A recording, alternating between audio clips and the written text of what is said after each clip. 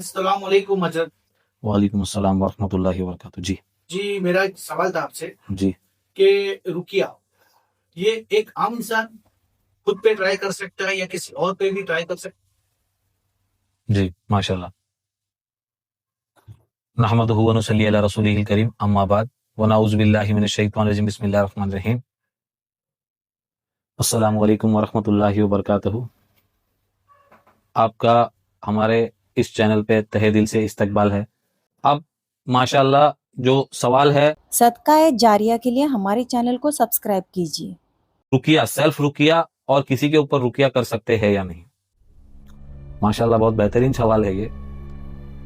पहले तो अगर आप खुद सेल्फ रुकिया अपने ऊपर कर रहे हो तो आपको खुद के ऊपर अगर कोई मामले है, आपके पीछे जादू जिन्नात वाले कोई मामले है, जिससे ये है कि अगर आप आपके ऊपर खुद रुकिया लगा रहे हो या सुन रहे हो या पढ़ रहे हो, तो इस चीज का ख्याल रखें कि कोई चीज अगर आपके अंदर, जैसा शयातीन कोई हाजिर होता है, तो फिर उसको आप कैसे संभालोगे।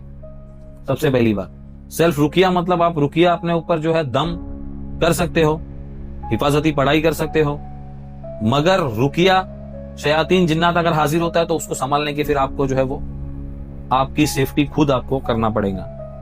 अगर आप किसी और पर रुकिया लगा रहे हो तो आपको उस चीज की जानकारी होनी चाहिए कि मैं रुकिया जो कर रहा हूं सामने वाले पे, अगर उसके अंदर कोई शय, कोई शयातीन, कोई जिन्नात अगर हाजिर हुआ तो आप उसको कंट्रोल कर सकते हो या नहीं। अब इसमें क्या होगा, जब इंसान के आंग में शयातीन दाखिल होता है या शयातीन आंग में जब आता है तो उसका ब्लड प्रेशर वो बढ़ जाता है। उसकी तकलीफ इतनी होती है कि जिसके ऊपर जो तकलीफ है वो खुद समझ सकता है, बाकी उसका दर्द आप नहीं समझ सकते। तो ऐसा कोई काम ना करे जिससे किसी और की जिंदगी भी खतरे में हो और खुद की भी जिंदगी खतरे में हो।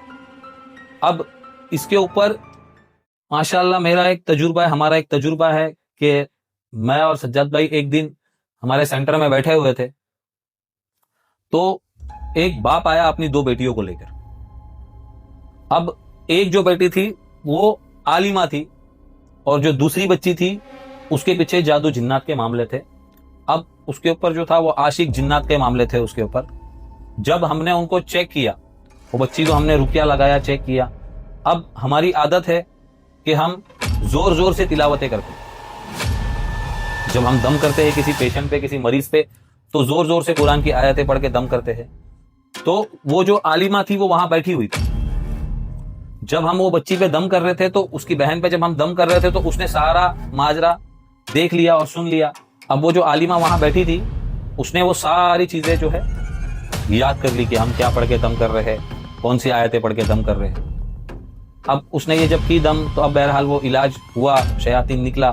तो हमने उनके बाप को कहा कि ये मेरे भाई, ये आशिक जिन्नात वाले मामले हैं, हमें नहीं लगता है कि ये इतने आसानी से जाएंगे। आप इनको एक बार फिर सेंटर में लेके आओ, इंशाल्लाह इसको फिर से एक बार चेक करेंगे, देखेंगे क्या मामला है क्या नहीं है। अब आशिक जिन्नात जो है जल्दी नहीं जाते। तो हमने कहा ठीक है, अभी उसने माफी वाफी मांगी कि हाँ ठीक है मुझे जाने दो, उसने कहा शयातीन ने, तो हमने उसको छोड़ दिया अल्लाह के लिए कि जा तू, मामला ये बच्ची को मत सता। अब उसने वादा करके तो चला गया, मगर शयातीन जो है 99.9% झूठ बोलता है। अब उसने जो वादा किया था वो झूठा वादा किया था। अब हमको ये पता चल गया था, अभी अल्हम्दुलिल्लाह काफी साल से इस फील्ड में है और काफी पेशेंट कर चुके हम, तो हमको पता था ये नहीं जाएगा। तो हमने उनको बहरहाल 10 दिन के बाद फिर से विजिट के लिए बुलाया था। अब हम इतना दिन मामले नहीं खींचते किसी पेशेंट के, 2-3 दिन 4 दिन, बस एक एक कोशिश करते हैं एक बैठक में हो। कभी कभी नहीं होता है, 2 दिन 3 दिन में खत्म करते हैं, इंशाल्लाह मामले खत्म होते। मगर ये आशिक जिन्नात वाले थोड़े से मामले जो रहते हैं वो सताते हैं, जल्दी नहीं निकलते हैं, क्योंकि वो आशिक वाला मामला रहता है।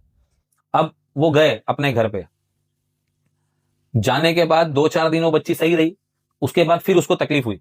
तो वो जो आलिमा थी उसने वो सारे मामले तो याद कर लिए थी कि हम क्या पढ़ते हैं क्या नहीं पढ़ते हैं। उसने क्या की, वो जब हाजिर हुआ शयातीन जिन्नात, जब वो बच्ची के अंदर हाजिर हुआ, उसकी बहन के अंदर, तो इसने उसके ऊपर रुकिया किया, दम किया। रुकिया करके दम किया जब, तो बच्ची ठीक होने लगी। अब ये खुश हो गई, अब इसकी हिम्मत बढ़ गई कि हाँ ठीक है चलो, मेरी बहन जो है वो दम करने के बाद जो है वो ठीक हो रही है, शैतान जो है वो भाग गया, जिन्नात जो है भाग गया। अब सेकंड बार क्या हुआ कि इसके घर में इसकी खाला की जो बेटी थी उसके पीछे भी काफी साल से मामले थे।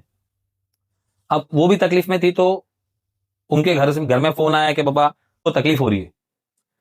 तो ये आलिमा ने कहा कि मैं वहां पे आके ट्रीटमेंट करती हूँ उसका, या मैं उस पर आके दम करती हूँ, क्योंकि यहाँ पे इसकी हिम्मत जो है वो खुल गई थी। अब ये वहां गई, वहां जाने के बाद इसने अपनी बहन के ऊपर रुकिया पढ़ना स्टार्ट किया या दम किया। जो हमने पढ़ा था वही उसने वहां जाके पढ़ा। पढ़ के दम जब किया तो वो भी बच्ची जो है वो ठीक होने लगी।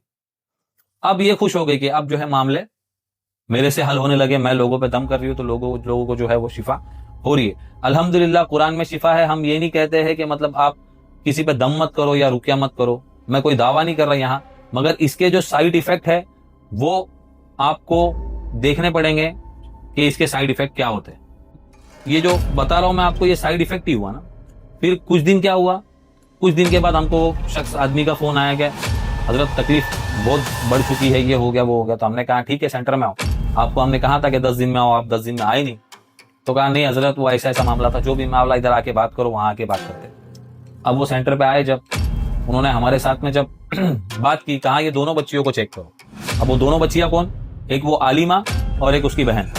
अब दोनों बच्चियों को तो हम हैरान हो गए कि या अल्लाह ये क्या माजरा है, ये तो इसकी बहन को तकलीफ थी, अब ये आलिमा को क्या तकलीफ हो। तो सबसे पहले हमने आलिमा को ही बिठाया। वो आलिमा को जब हमने चेक किया तो शयातीन जो है हाजिर हुआ। तो हमने उसको पूछा कि ये क्या माजरा है, शैतान को पूछा कि तूने इसको क्यों पकड़ा। तो उसने बताया कि ये जो है मेरे पे दम कर रही थी, अब मैं इसको नहीं छोड़ूं। क्यों, क्योंकि इसने मेरे को नुकसान पहुंचाई। इसने इसके ऊपर दम की, इसने वो खाला की बच्ची पे भी जाके दम की, तो मैं अब इसको नहीं छोड़ूंगा, मैं इसको ही साथ में लेके जाऊं। अब ये मामले उलझ गए, काफी उलझते गए, काफी बहस हुई, शयातीन से काफी बहस हुई जिन्नात से। फिर बाद में जाके उसको समझाया, काफी देर तक उसको समझाने के बाद जो है फिर वो मामला इलाज मुकम्मल हुआ। फिर वो बच्ची को हमने पूछा कि बेटा आपने ऐसा क्या पढ़ाई करके दम किया जिससे आपके पीछे भी ऐसे मामले हुए, आपने ऐसी क्या दुश्मनी ले ली शयातीन से। कहा हजरत ये जो आप पढ़ रहे थे मैंने वो सुना, वो जाके मैंने मेरी बहन पे दम किया तो वो ठीक होने लगी, तो मेरी हिम्मत खुल गई। फिर मैं मेरी खाला की लड़की के पास गई, वहां जाके दम किया मैंने। तो मकसद यहां पे ये है कि अगर रुकिया पढ़ते भी ऐसे, हमको काफी फोन आ भी चुके कि लोगों ने जो है खुद ट्राई किया। अभी तो एक हाल ही में कुछ ऐसा ही एक इंसिडेंट हुआ था हमारे साथ। अब इस चीज का हमारे पास बहुत सारे प्रूफ्स है कि लोगों ने रुकिया किया खुद घर में बैठ के। अब हम जो रुकिया लोगों को सुनाते हैं वो देखो, अगर आपको इस चीज की जानकारी या इस चीज का इल्म नहीं रखते हो तो मत छेड़ो शयातीन को। वो शयातीन ऐसी मखलूक है जो दिखती नहीं है आपको, वो आपकी जान तक ले सकती है, आप पे ऐसे हमले कर सकती है जिसको आप बर्दाश्त नहीं करो। आप खुद भी परेशानी में आ जाओगे, आपके फैमिलीज को भी आप परेशानी में डाल दोगे।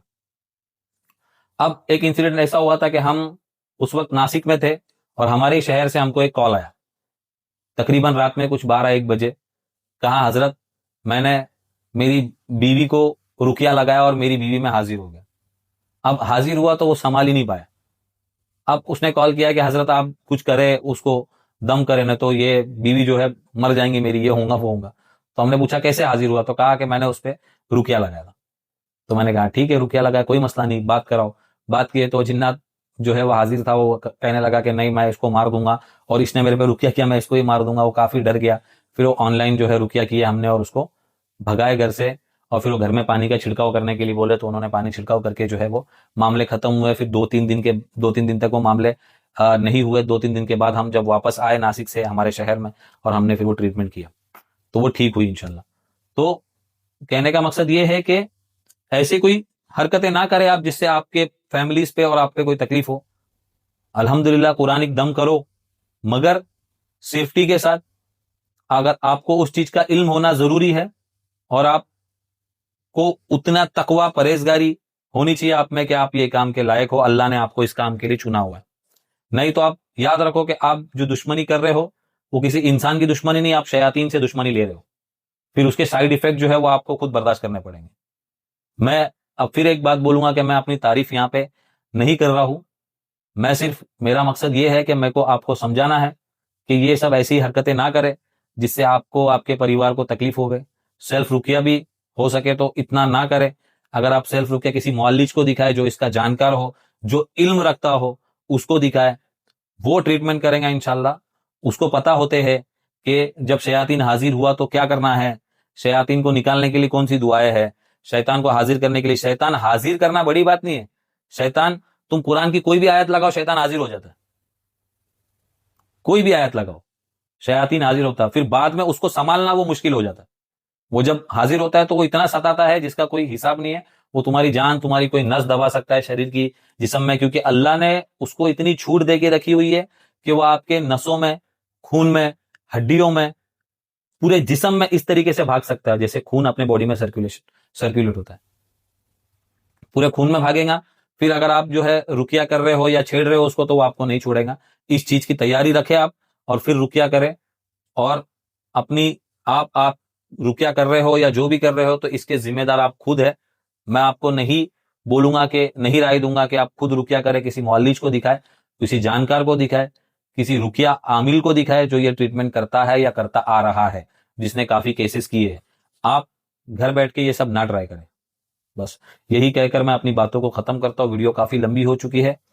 मिलते हैं हम हमारी नेक्स्ट वीडियो के साथ। तब तक के लिए अस्सलाम वालेकुम। और हमारे रुकिया सेंटर कल्याण चैनल को लाइक करें, शेयर करें और सब्सक्राइब करें।